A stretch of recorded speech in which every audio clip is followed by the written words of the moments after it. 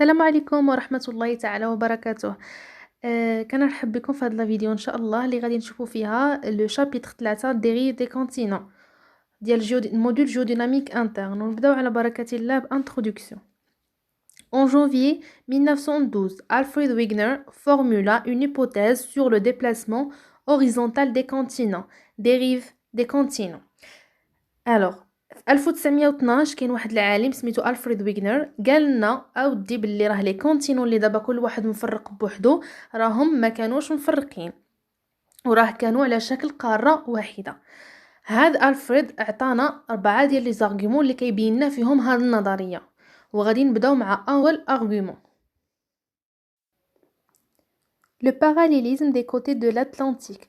On observe actuellement un certain parallélisme des lignes côtières entre les Amériques d'une part et l'Europe-Afrique d'autre part. Ce dernier a incité Wegener à suggérer que ces deux ensembles constituaient un même bloc continental dénommé l'apogée.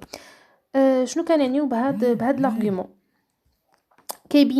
كيقول ويغنر انه شاف واحد التوازي ما بين خطوط الساحليه لامريكا اوروبا وافريقيا. هادشي اللي شجع ويغنر انه يقول بلي ان هاد لونسومبل كان يتكون لو ميم بلوك، انه كان واحد لو بلوك واحد ما كانوش مفرقين، وهاد لو بلوك سماه لابونجي دو ويغنر. من حيث هاد الارغومون بغى يبين لنا بلي انه لي كونتينون ايتي سودي، يعني كانوا ملاصقين، كانوا على شكل واحد لابونجي كامله، واحد لو بلوك لو ميم بلوك. غادي نشوفوا واحد الرسم تعبيري اللي غادي يقدر يفهمكم اكثر. هادو غير مجرد دي زارغومون، يعني كياخذوا بحال شكل لي نوت، ولا يقدروا يكونوا في كسام ولا في شي حاجه يعني بسيطه، ماشي شي حاجه اللي انها تحفظ حرف بحرف.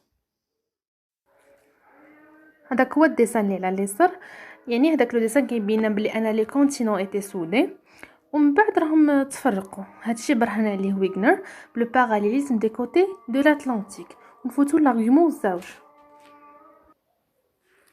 La correspondance des structures géologiques. En plus des premiers arguments. يعني إضافة إلى داك الارغيومون الأول اللي بينا عليه ويغنر، s'ajoute des correspondances entre les structures géologiques à l'intérieur des continents. كنضيفوا واحد الارغيومون زوج اللي غادي يهضر لنا على المراسلات ديال لي ستركتور جيولوجيك ما بين دوك لي كونتينون. كنلقاو مثلا واحد ستركتور جيولوجيك كاينه في واحد القاره وكاينه نفسها في قاره اخرى. Les chaînes bordant l'Atlantique ont les structures géologiques identiques et formées en même temps. يعني انهم دوك لي شين على حدود الأطلنطيك ont des structures géologiques، كاين واحد عندهم فيهم واحد لي structures géologiques متطابقه وانهم كذلك تفورموا في نفس الوقت. En les rapprochant à la manière de Wegener, ils forment une seule chaîne continue. يعني هادشي غادي يقربنا للنظريه او للهيبوثيز ديال ويغنر، يعني انهم فورمون اون سول شين كونتيني، كانوا واحد السلسله متواصله، يعني انهم كانوا واحد السلسله متواصله. ابري كان واحد الافتراق ديال القارات، داكشي علاش كل وحده هزت واحد لا ستركتور جيولوجيك اللي نقدروا نلقاوها في قاره اخرى. بالنسبه للرسم اللي تحته هو اللي كيبين لنا هاد الارغومون. ونشوفوا الارغومون الثالث ما قبل الاخير، لي فوسيل ولا باليونتولوجيك، يعني المستحدثات. غادي نشوفوا في هذا لو ديسان عندنا 4 ديال المستحدثات، كاين زواحف، كاين لي بلون تيغستر. مهم كنلقاو بلي انه في القارات كاين مثلا عندنا في واحد القاره مثلا لوروب ولا افريك، كاين مثلا واحد المستحدث في لوروب ونفسه كاين حتى هو في لافريك. كذلك لي بلون تيغستر كاينين في واحد القاره وكنقدروا نلقاوهم في قاره اخرى. السؤال اللي كيطرح نفسه هنايا، comment les organismes terrestres ont-ils traversé un grand océan؟ يعني كي داروا هاد المستحدثات هما عبروا هاد الاوسيون الكبير باش اننا قدرنا نلقاو نفس المستحدث كاين في واحد القاره وكاين في قاره اخرى. الجواب عند ويغنر كالتالي: tous les continents n'ont formé qu'un seul bloc. يعني ان دوك لي كونتينون كانوا واحد البلوك كامل فيهم دوك المستحدثات، بعد ما تفرقوا داكشي هذا هو السبب اللي خلانا ان نلقاو مثلا واحد المستحدث في واحد القاره ولقاو نفسهم في قاره اخرى، يعني انهم ما فاتوا لا شي اوسيون ولا حتى شي حاجه، كانوا مجموعين ومن بعد تفرقوا. نشوفوا l'argument الرابع والاخير، les traces d'ancienne glaciation، يعني الآثار القديمة للتجلد أو التجمد.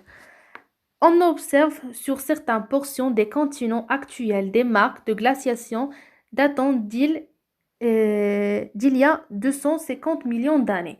كنلاحظوا بلي انه كاين واحد الاثار ديال التجمدات في ارجاء القارات depuis 250 مليون سنة montrant que certaines portions des différents continents étaient recouverts par une calotte glaciaire. هادشي يبرهن انه كانوا لي كونتينون مغطيين بواحد الغطاء جليدي situé dans une région polaire كي متموقع في واحد لا ريجيون بولير قطبيه.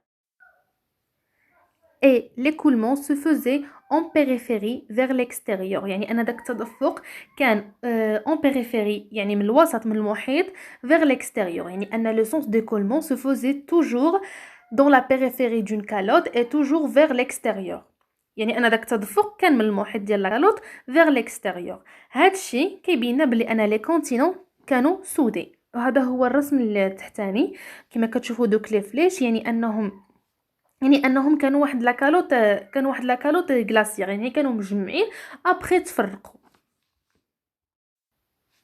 والبروبليم في هذا الشيء كامل que Wigner ne propose aucun mécanisme physique plausible pour expliquer la dérive. La théorie de Wigner a été vraiment constatée par la communauté scientifique de l'époque et fut rejeté pendant plusieurs des années.